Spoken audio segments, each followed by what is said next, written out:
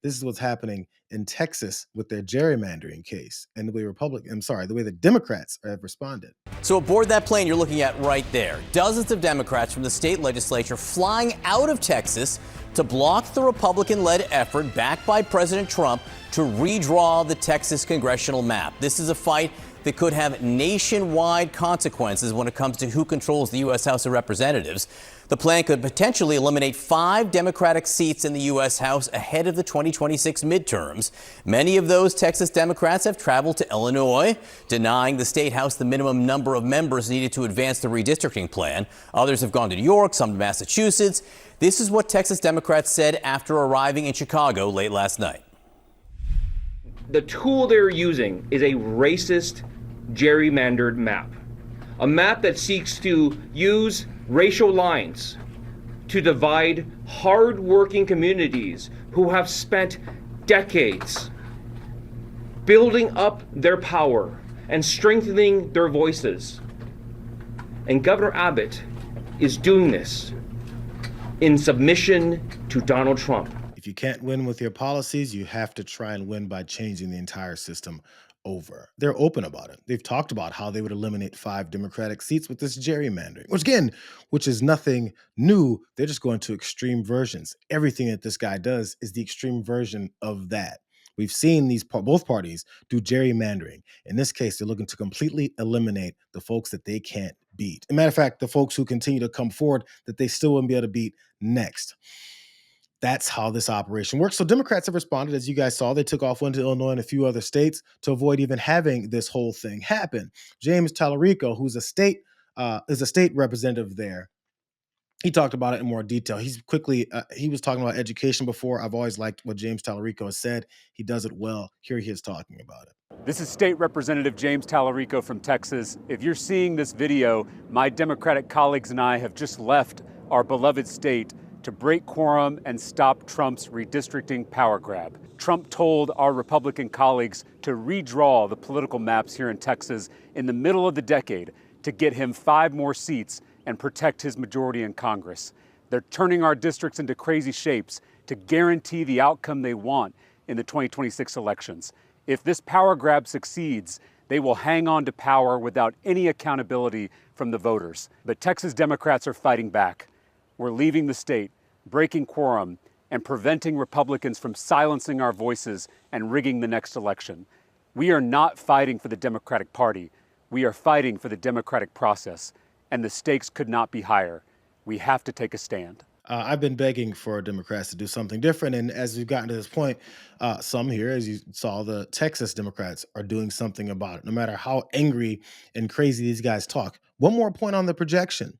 That's why he talked about rigging elections so many times, so that when he implements these types of policies and tells the governor of a state to do what he tells them to do in order to rig that election in his favor, we're not saying it. He said it. As he does that, if anybody says, like Tallarico accurately just said, when you're rigging an election, it shows that you suck at this. So that then maybe the brainless followers can go, why are Democrats talking about rigging elections? Maybe because we see it in front of our faces how it works. Donald Trump's claim of rigged elections still have zero evidence behind it. He just says it and expects you to believe it. It's a good thing that there's some folks within the state, regular folks who vote, who talk about how much of a rigged game this is and the way that this guy likes to cheat. He was caught cheating on video on the golf course. He cheated on his taxes. He cheated on his business loans. He cheated on his wives. He cheated on the business contractors that he stiffed through 40 years of business. And he tried to cheat in the 2020 election. Now he's trying to cheat and win this 2026 midterm election because he knows he can't win.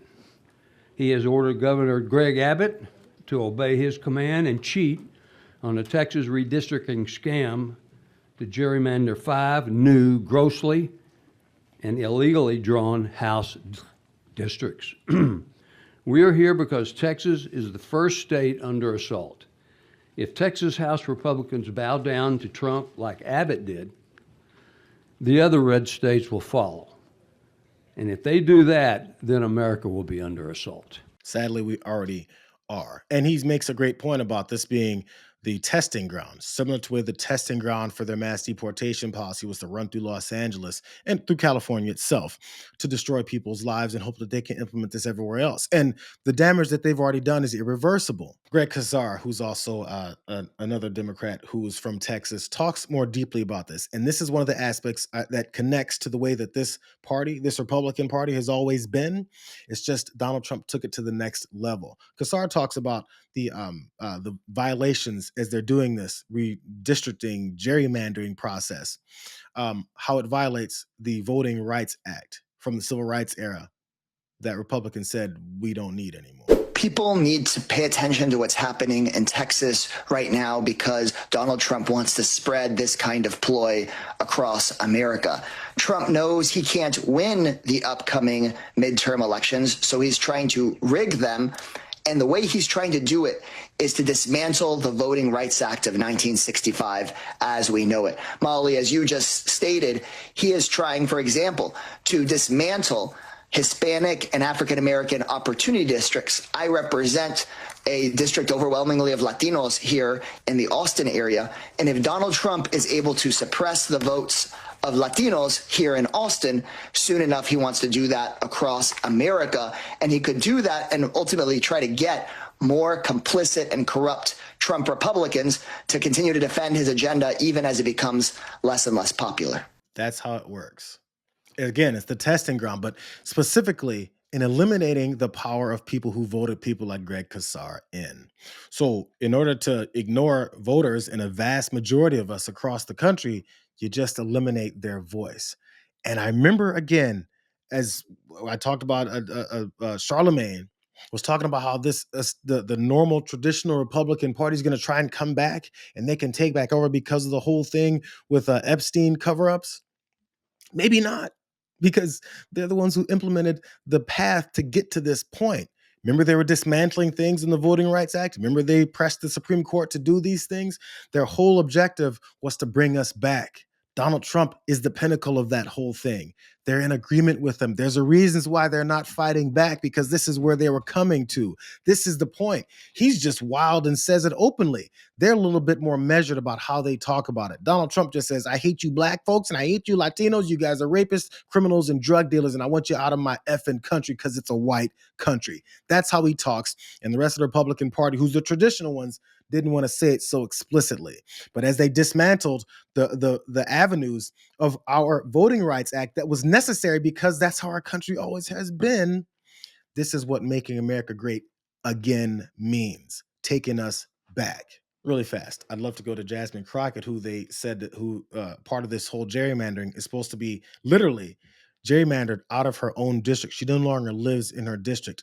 Try and make sense of that. She goes on about Ken Paxton, though, and who he is as this cabal of fascists tries to put this plan together. Ken Paxton is MAGA through and through. We're talking about someone who had been under felony indictment in the state of Texas for almost a decade. In fact, he was indicted before the felon in the White House was indicted. We're talking about someone who had been under federal investigation. We're talking about someone who was impeached by his own party and then was not convicted as his wife sat in the jury on the Senate side. And now she has said, I want to divorce you. And she's stating that it's biblical reasons. And I guess it had nothing to do with that fake Uber account that he had when he was going to see his mistress that was a part of his impeachment trial. Let me tell you, there is drama on top of drama, and there definitely are no family values whatsoever to be found. And now we know that this same attorney general has decided that he wants to threaten these lawmakers because they are the real criminals in the state of Texas, not the guy who should be behind bars, but the lawmakers who have decided that in a majority minority state, they should have districts that are reflective of the people so that they can actually be in alignment with our Constitution, because that's exactly what the 15th Amendment was about. They want to eliminate the representative government that we've got. They want to eliminate it. If you're black and you're brown, or if you're a white person, if you're an Asian person who's voted in people to represent you, they don't want those people representing you anymore. And Ken Paxton, as she clearly pointed out, none of that is made up. You can literally look up all the facts that she detailed about Ken Paxton, but they're the party of family values as they murder children. and cover up sex traffickers of children. Last little bit of it. I brought up Ken Paxton for a particular reason because he's the one who told Greg Abbott his response, which says by 3 p.m. today that if these Texas Democrats don't come back, he's going to eliminate them. He's going to cut out their seats and replace them with whoever he wants. That doesn't sound very fascist at all, does it?